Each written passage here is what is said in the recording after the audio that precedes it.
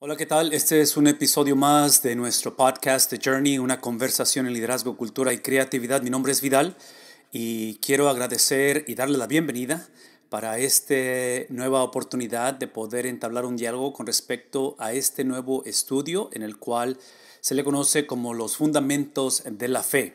Este es algo en lo cual creemos que es una experiencia en la cual nos puede llevar a no solamente conocer a Cristo, pero desarrollar precisamente la persona, la perspectiva, el sentir, el hablar, el reaccionar de la persona de Cristo, que es lo que creemos o lo que llamamos lo que es discipulado.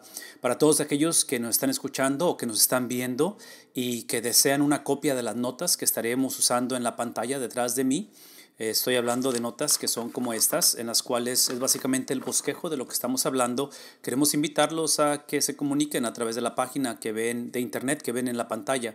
Así es que queremos hacérselas llegar. Vamos a poner también estas notas en lo que se le conoce como las notas del podcast, que básicamente si lo están viendo a través de iTunes, a través de YouTube, a través de los medios sociales, todo ello lo ponemos ahí donde ustedes, si ven la sección de notas, van a encontrar todo esto. Así es que una vez más queremos agradecer la oportunidad que nos de poder entablar este diálogo y el privilegio que nos conceden de poder también llevar a cabo esta conversación.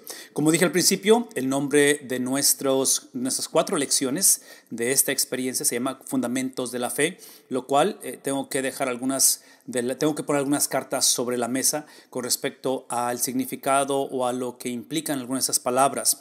Es algo que se explica por sí mismo, la palabra fundamento, lo cual creemos que es no negociable, lo cual creemos que sin un fundamento sólido, cualquiera que sea la cosa que estamos o la persona o la experiencia que estamos tratando de construir, si no tiene un buen fundamento, eventualmente va a pagar un precio el cual no queremos mencionar ni queremos imaginarnos de algo que se viene para abajo. Así es que cuando hablamos de la palabra fundamento, estamos hablando otra vez de aquello que es no negociable y que tiene que ser sólido, tiene que ser profundo, tiene que ser inclusive más fuerte que la misma construcción o lo que se está edificando.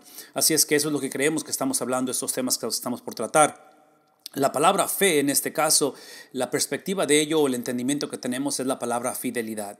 En nuestra cultura la palabra fe tiene muchas connotaciones, tiene diferentes perspectivas o entendimiento e inclusive inevitablemente la procesamos a través de la experiencia propia. Nada malo con la experiencia que tenemos o hemos tenido con respecto a la fe. Algunos trágicamente sentimos que la hemos perdido, que ha menguado, que está cuestionada e inclusive en momentos como el día de hoy que estoy grabando esto, que estamos hablando de esto, estamos atravesando una crisis en la cual tenemos situaciones de salud, situaciones de seguridad, tenemos, en fin, una situación en la cual la fe puede ser puesta a prueba. Lo que quiero aclarar aquí en nuestra conversación es de que esta palabra fe se traduce como fidelidad, lo cual implica que el rendirnos o el tirar la toalla, en este caso, hablando de los fundamentos que vamos a hablar, no es opcional. Esa es una de las cosas. La segunda es que esta fe creemos que es una fe forense, que no es la fe de uno. La fe de uno entra en la conversación como producto de una fe que es traída o que es acreditada o que es puesta en nosotros. Y esta obviamente es la fe de alguien más. Ese alguien más lo voy a describir con detalle más adelante, pero es la fe de Jesucristo. Es la fe de alguien que en sus 33 años de vida que él va a experimentar en la tierra, él tiene que ejercerla. Y la ejerce no solamente como la convicción de lo que cree, no solamente como los principios que él abrazó a temprana edad, como un judío, como alguien que fue instruido en la palabra de Dios, pero va a ser puesto a prueba en momentos en los cuales inclusive llega a orar estando en el huerto Getsemaní y dice, si es posible, haz que pase de mí esta copa. ¿Qué es el punto aquí? El punto aquí es de que su fe eventualmente es traducida como fidelidad. Entonces la pregunta que tenemos que hacernos conforme avanzamos y vemos la enseñanza de la palabra de Dios, la enseñanza de sus estudios, tiene que ver no tanto que tanto creemos en Dios, pero eventualmente si le creemos a Dios, porque eso es lo que creo que va a poner a prueba las circunstancias, la vida, el entender que estamos en lo que se le conoce como un mundo gobernado por el Génesis capítulo 3, que es la caída del hombre. En fin, todo eso es parte de la conversación y nada más quería poner estas aclaraciones o estas tal vez definiciones al principio para que no haya malentendido o malos entendidos conforme entramos y navegamos esto. Esta primera lección, que es la lección número 1, y si acaso acaso tienen las notas o tienen sus hojas o las han mandado pedir, queremos otra vez pensar que la primera de ellas es la salvación. Y la pregunta con la salvación es: ¿salvación de qué o salvación para qué? ¿Acaso estoy perdido o acaso alguien me anda buscando? ¿De qué tengo que ser salvo? Bueno, en sus notas hablamos acerca de que parte de ello es que son los pasos hacia la paz con Dios. ¿Por qué? Porque la salvación es primeramente de Dios. No es solamente hacia Dios o para estar con Dios, pero es del Dios el cual, asumiendo otra vez esta palabra paz, nos indica que el hombre en sí o por sí es enemigo de Dios. Nadie inicia la conversación con paz con Dios, teniendo paz para con Dios. Nadie inicia la conversación siendo amigo de Dios. Todos iniciamos la conversación sin excepción como enemigos del Dios mismo. Eso es extremadamente importante porque en sus notas nos vamos a dar cuenta que una de las cosas que produce pasar de ser enemigo de Dios a tener paz con Dios es precisamente reconocer el propósito de Dios para con respecto a nosotros. En otras palabras, una característica de un enemigo de Dios es el tipo de persona que piensa o que por sí mismo define el propósito de las cosas o de la vida o del matrimonio, de la crianza de los hijos o inclusive de los problemas. Por eso es que en momentos como los que estamos pasando hoy en día, muchas de las veces la tragedia no es lo que nos sucede, lo cual es trágico. La tragedia es no tener el propósito o la perspectiva de Dios cuando suceden las cosas, porque es obvio que no estamos inmunes, una vez más, de tragedia. Estamos en un mundo gobernado por Génesis capítulo 3, su gobierno es temporal, Satanás es real, la maldad es real, la tragedia es real, pero es temporal. Esto trágicamente muchos como cristianos y no cristianos lo cuestionamos o no lo conocemos o lo ignoramos en momentos en que pasamos por el valle de sombra y de muerte. Por lo tanto, en este caso, el propósito de Dios desde su origen es que la creación experimentáramos la paz y experimentáramos la vida, porque otra vez, trágicamente, en lo que hemos nacido en muerte, no en vida. Por lo tanto, en sus notas leemos lo siguiente. La instrucción es de que leamos los siguientes versículos de la Biblia, los cuales nos pide que describamos con nuestras propias palabras la intención original de Dios para con nosotros. La palabra de Dios es clara. Génesis capítulo 1, donde todo inicia, la palabra Génesis significa principio, y nos enseña en el capítulo versículo 27 y versículo 28 que es Dios el cual creó al hombre a su imagen, creó al hombre a imagen de él, por lo tanto lo crea como varón y con hembra. Así es como los creó. Entonces, parte del propósito de Dios es que Él es el creador, nosotros somos su creación. Eso implica que el ser creado a su imagen es el hecho de entender que tenemos características únicas que el resto de la creación no tiene, y parte de ella habla acerca de estos distintivos en género, entre hombre y entre mujer, entre varón y entre una dama. Por lo tanto, dice el versículo 28, después de que su propósito es llevado a cabo, que su propósito es ejercido, donde parte del propósito, si leen conmigo, la Biblia no dice que el hombre pidió ser creado, que el hombre pensó y dijo, ok, tiene que ser un varón, tiene que ser una hembra. Ese es el diseño perfecto, esa es la manera en que Dios orquestó las cosas. Lo que produce ello, ya que estamos hablando del propósito original, produce que hay bendición de parte de Dios. En otras palabras, cuando los propósitos de Dios son llevados a cabo, lo que produce es que el hombre tiene la habilidad de percibir y de conocer o de entablar la naturaleza de Dios en él. Y menciono esto por la cuestión de bendición, porque la bendición o el Dios que bendice es parte de su naturaleza. Ese es quien Dios es. Él por naturaleza bendice. Y la bendición es esta, aquí está la bendición, es de que Dios les dice, fructificad y multiplicad. En otras palabras, la imagen con la cual fuimos creados al principio, versículo 27, la imagen con la cual nos hace Él, varón y hembra, y nos crea a su imagen y semejanza, tiene que ser multiplicada. Fue dada para poder reproducirla. Y parte de la reproducción es que, leamos lo que dice, es el llenar la tierra, sojuzgadla, y aquí tengo que hacer mi comercial, tengo que llevar a cabo conversaciones que son extremadamente importantes. Es la cuestión de entender de que tenemos la bendición o tenemos ese regalo de Dios que es la sexualidad, la cual una de sus funciones, no la única, pero una, tiene que ver con la cuestión de reproducirnos. ¿Qué estoy diciendo? Que hoy en día, trágicamente, ya sea personas que viven en unión libre y aún aquellas que se casan, batallan con el concepto de procreación. Trágicamente, mucha gente experimenta la esterilidad.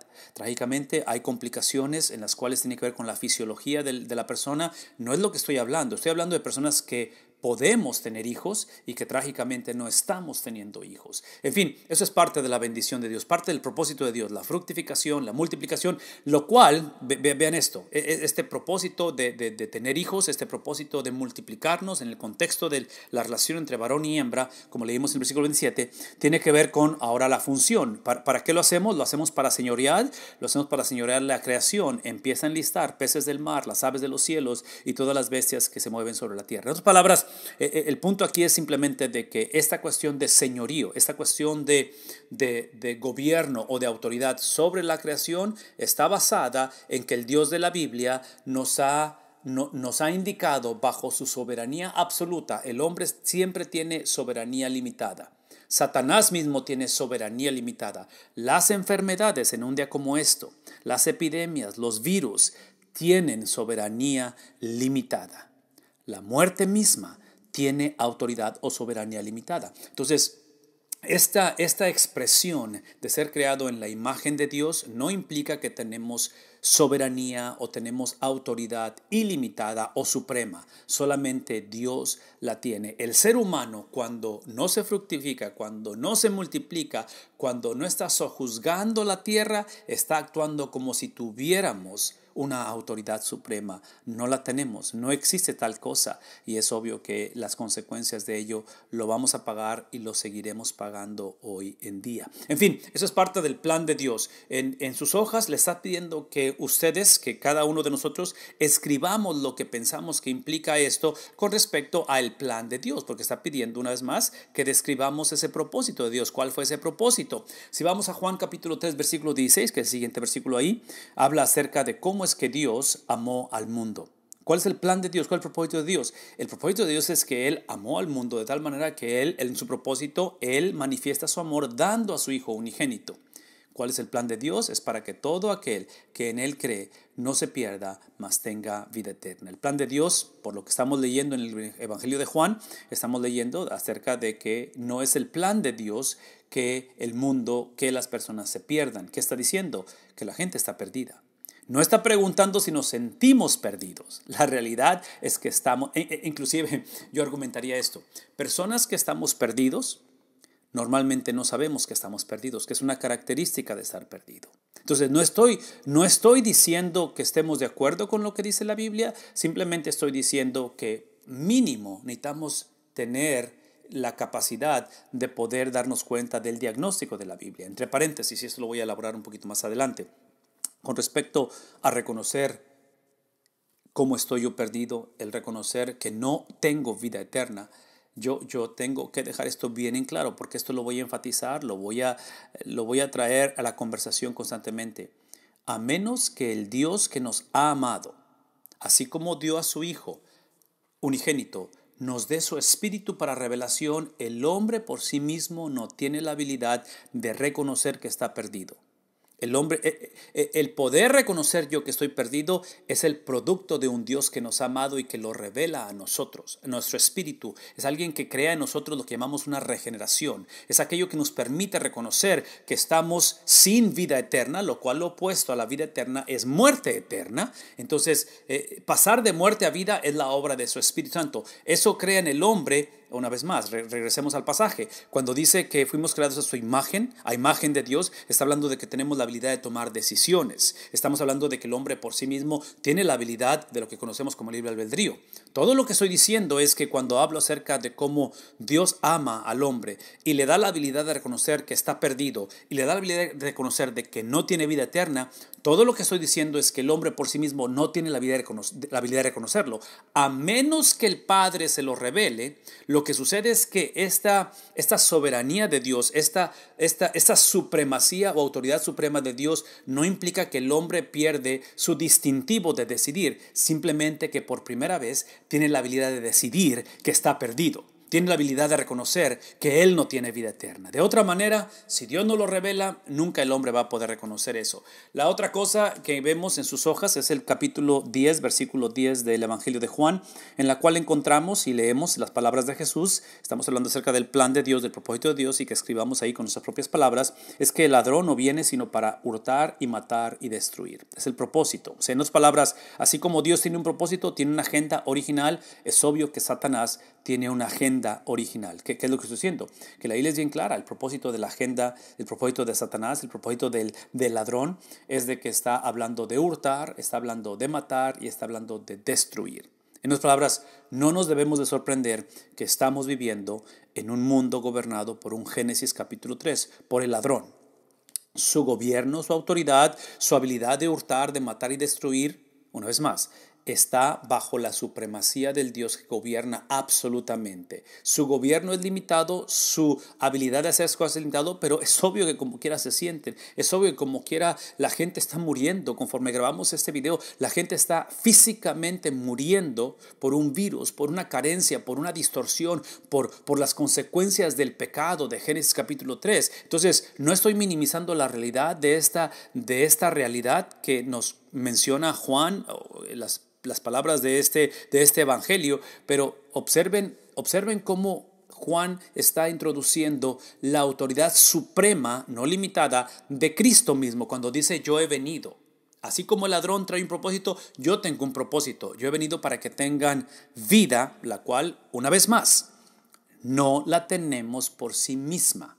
Él no viene para mejorar la vida. Él no viene para que simplemente lo que fue robado sea recuperado, para que el que ha sido asesinado o matado venga a pase a vida, o lo que ha sido destruido sea reconstruido. Eso es evangelio de la prosperidad. Eso no es lo que predicamos. Lo que está diciendo la Biblia es esto, es de que he venido para que ustedes reconozcan que están muertos. Es lo que hablamos de cómo Dios revela eso. Están muertos, y de muerte se den cuenta que como ustedes no tienen la muerte, no tienen la vida, tiene que haber un agente forense, alguien que no eres tú, alguien de fuera que viene y te trae lo que tú no posees, que es vida. Entonces, esa es la característica de la salvación. La salvación es simplemente entender que no existe en mí la vida, que aun cuando físicamente estoy vivo, espiritualmente estoy muerto. ¿Por qué? Porque lo que sucedió en Génesis capítulo 3 fue precisamente la expresión cósmica, global, así como el virus del que estamos hablando hoy en día, es de que Satanás, el enemigo, hurtó, mató y destruyó esa relación que había entre Dios y su creación. Por lo tanto, dice Jesús, es porque yo he venido para tener vida y para que la tengan precisamente en la abundancia, en el plan, en el propósito con el cual fueron creados. Todo esto se menciona porque otra vez, aquí es donde sus hojas describe lo siguiente, y lo pueden leer en sus hojas: existe un Dios, el cual es real, el cual no es la naturaleza en la que vivimos o es creación del hombre. No lo creamos nosotros. Este Dios es nuestro creador. Él es el creador. Nosotros no somos los creadores de Dios. Eso significa que no estás aquí, que no estamos aquí por accidente, que no somos producto de casualidad, ni que porque mis papás tuvieron una aventura y que no. Hay un propósito del cual Dios ha trazado y dice: Dios te hizo para bendecirte y darte un propósito. Esa bendición, ese propósito para nosotros, una vez más, no es la ausencia de alguien que nos roba, alguien que nos mata, alguien que nos destruye.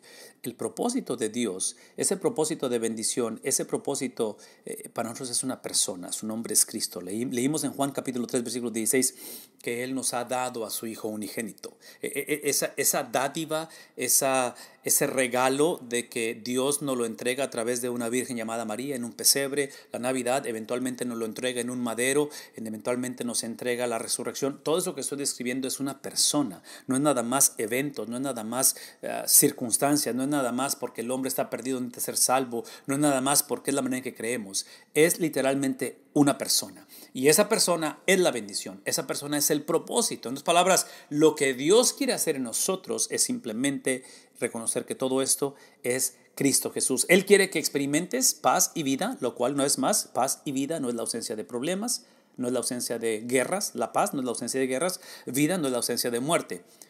Él quiere que experimentemos a su Hijo Jesucristo.